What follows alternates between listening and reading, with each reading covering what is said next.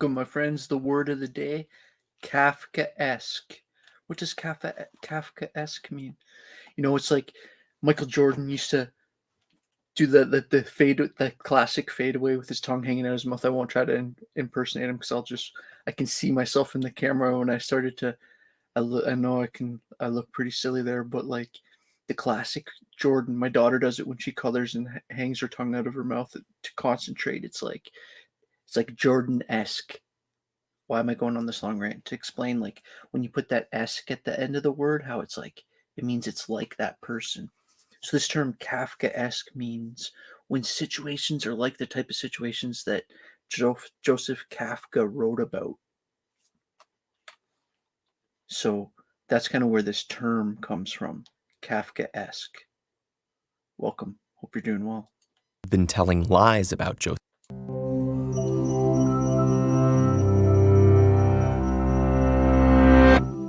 Someone must have been telling lies about Joseph K. He knew he had done nothing wrong, but one morning, he was arrested. Thus begins The Trial, one of author Franz Kafka's most well-known novels.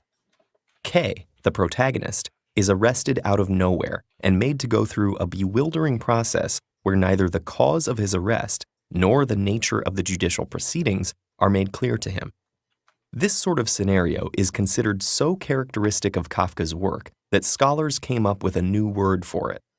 Kafkaesque has entered the vernacular to describe unnecessarily complicated and frustrating experiences, like being forced to navigate labyrinths of bureaucracy.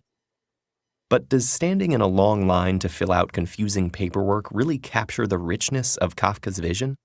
Beyond the word's casual use, what makes something Kafkaesque? Franz Kafka's stories do indeed deal with many mundane and absurd aspects of modern bureaucracy, drawn in part from his experience of working as an insurance clerk in early 20th century Prague. Many of his protagonists are office workers compelled to struggle through a web of obstacles in order to achieve their goals. And often the whole ordeal turns out to be so disorienting and illogical that success becomes pointless in the first place. For example, in the short story Poseidon, the ancient Greek god is an executive so swamped with paperwork that he's never had time to explore his underwater domain. The joke here is that not even a god can handle the amount of paperwork demanded by the modern workplace. But the reason why is telling. He's unwilling to delegate any of the work because he deems everyone else unworthy of the task. It's his own prison, Kafka's Poseidon is a prisoner of his own ego. This simple story contains all of the elements that make for a truly Kafkaesque scenario. It's not the absurdity of bureaucracy alone, but the irony of the character's circular reasoning in reaction to it that is emblematic of Kafka's writing. His tragicomic stories act as a form of mythology for the modern industrial age, employing dream logic to explore the relationships between systems of arbitrary power and the individuals caught up in them. Take, for example, Kafka's most famous story, Metamorphosis. When Gregor Samsa awakens one morning to find himself transformed into a giant insect, his greatest worry is that he gets to work on time. Of course, this proves... So think about this book, right? So the guy wakes up and realizes so a lot of these books are, well, they're fictional, right? And they're obviously he woke up as a spider. But the idea is like, it's absurd. It's absurd that you would wake up as a spider and care about getting to work on time, right? But that's like dominating his psychology of like, how am I, because this book, of course, is like the thoughts, like a lot of these great writers that are amazing at the kind of the inner thought process. And I have right up there, actually, like the irony of this circular reasoning. Impossible. It was not only the authoritarian realm of the workplace that inspired Kafka. Some of his protagonist's struggles come from within. The short story A Hunger Artist describes a circus performer whose act consists of extended fasts. He's upset that the circus master limits these to 40 days, believing this prevents him from achieving greatness in his art. But when his act loses popularity, he is left free to starve himself to death. The twist comes when he lays dying in anonymity, regretfully admitting that his art has always been a fraud. He fasted not through strength of will, but simply because he never found a food he liked. Even in the trial, which seems to focus directly on bureaucracy, the vague laws and bewildering procedures point to something far more sinister. The terrible momentum of the legal system proves unstoppable even by supposedly powerful officials. This is a system that doesn't serve justice, but whose sole function is to perpetuate itself, what political theorist Hannah Arendt, writing years after Kafka's death, would call tyranny without a tyrant. Yet accompanying the bleakness of Kafka's stories, there's a great deal of humor, rooted in the nonsensical logic of the situations described.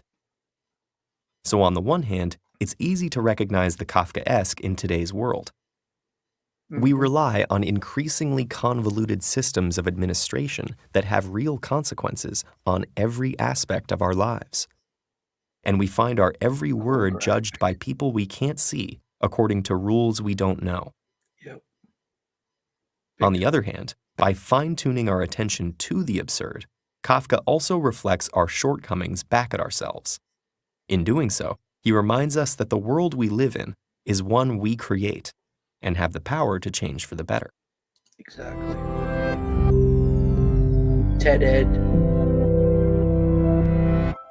Exactly. And on that note, I want to link this with, I'm not going to do this every time, but for some of these, it's just basically, I've been going through my old files, and today I found a lot of these old, I had made these podcast audios and I had made videos for them, and I found like this file of a bunch of them, and this has relevance for this. This is the great Thomas Huxley talking about what is education. And I basically read this essay and cut it down, like cut out my breaths and all that stuff, tried to make it sound somewhat decent and put it on a couple beats. So I hope that this sounds kind of cool. And this is just an attempt to sort of present something to you that you maybe hadn't heard before in a kind of unique way or whatever. Thanks for watching. See you in the next one. And cheers. Let us ask ourselves, what is education? Above all things, what is our ideal of a thoroughly liberal education, of an education which, if we could begin life again, which we would give ourselves, of the education which, if we could mold the fates to our own will, we would give our children, Well, I know not what may be your conception upon this matter, but I will tell you mine, and I hope that I shall find our values are not very discrepant. Suppose it were perfectly certain that the life and fortune of every one of us would, one day or another, depend upon his winning or losing a game of chess. Don't you think that we should all at least consider it to be a primary duty to learn at least the names and the moves of the pieces? To have a notion of the gambit and a keen eye for all the means of giving and getting out of check? Do you not think we should look with a disapprobation, even scorn, upon the father who allows his son, or the state which allows its members, to grow up without knowing a pawn from a knight? Yet it is in very plain and elementary truth that the life, the fortune, and the happiness of every one of us, and more or less of those who are connected with us, do depend upon our knowing something of the rules of a game infinitely more difficult and complicated than chess. It is a game which has been played for untold ages, every man and every woman of us being one of the two players in a game of his or her own. The chessboard is the world. The pieces are the phenomena of the universe. The rules of the game are that which we call the laws of nature. The player on the other side is hidden from us. We know that his play is always fair, just, and patient, but we also know, to our cost, that he never overlooks a mistake or makes the smallest allowance for ignorance. To the man who plays well, the highest stakes are paid with that sort of overwhelming generosity with which the strong shows delight in strength, and one who plays ill is checkmated without haste, but without remorse. My metaphor will remind some of you of the famous picture in which Racine has depicted Satan playing at chess with man for his soul. Substitute for the mocking fiend in that picture a calm, strong angel who is playing for love, as we say, and would rather lose than win, and I should accept it as an image of human life. Well, what I mean by education is learning the rules of this mighty game. In other words, education is instruction of the intellect in the laws of nature, under which name I include not merely things and their forces, but of men and their ways, and the fashioning of the affections and of the will into an earnest and loving desire to move in harmony with those laws. For me, education means neither more nor less than this. Anything which professes to call itself education must be tried by this standard, and if it fails to stand the test, I will not call it education, whatever may be the force of authority or of numbers upon the other side. It is important to remember that in strictness, there is no such thing as an uneducated man. Take the extreme case. Suppose that an adult male in the full vigor of his faculties could be suddenly placed in the world, as Adam is said to have been, and then left to do his best might. How long would he be left uneducated? Not 5 minutes. Not 5 minutes. Nature would begin to teach him through the eyes, the ears, the touch, the properties of objects. Pain and pleasure would be at his elbow, telling him to do this and avoid that. And by slow degrees the man would receive an education, which if narrow would be thorough, real, and adequate to his circumstances, though there would be no extras and very few accomplishments. And if to this solitary man enter a second Adam, or better still an Eve, and a new and a greater world, that of social and moral phenomena would be revealed. Joys and woes compared with which all others might seem but faint shadows would spring from the new relations. Happiness and sorrow would take the place of coarser monitors, pleasure and pain, but conduct would still be shaped by the observation of the natural consequences of actions, or in other words, the law of the nature of man. To every one of us, the world was once as fresh and new as to Adam, and then long before we were suspicious of any other mode of instruction, nature took us in hand, and every minute of waking life brought its educational influence, shaping our actions into rough accordance with nature's law, so that we might not be ended ultimately by too gross disobedience. Nor should I speak of this process of education as past, for anyone, be he as old as he may. For every man, the world is as fresh as it was the first day, and is full of untold novelties for him who has the eyes to see them. And nature is still continuing her patient education of us in that great university, the universe of which we are all members. Those who take honor in nature's university, who learn the laws which govern men and the things and obey them, are the really great and successful men in the world. The great mass of mankind who pick up just enough to get through without much to credit. Those who won't learn at all are plucked, and then you can't come up again. Nature's pluck means extermination. Thus the question of compulsory education is settled so far as nature is concerned.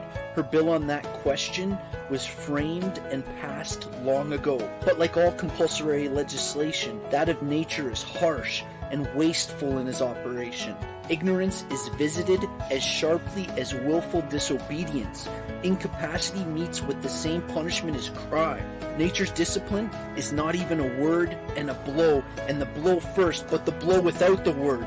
It is left you to find why your ears are object of what we commonly call education. That education in which man intervenes, in which I shall distinguish as artificial education, is to make good these deficits in nature's method, to prepare the child to receive nature's education, neither incapably nor ignorantly, nor with willful disobedience, and to understand the preliminary symptoms of her displeasure without waiting for the box on the ears. In short, all artificial education ought to be an anticipation of natural education. And a liberal education is an artificial education which has not only prepared a man to escape the great evils of disobedience to nature's laws, but has trained him to appreciate and to seize upon the reward which nature scatters with as free a hand as her penalties.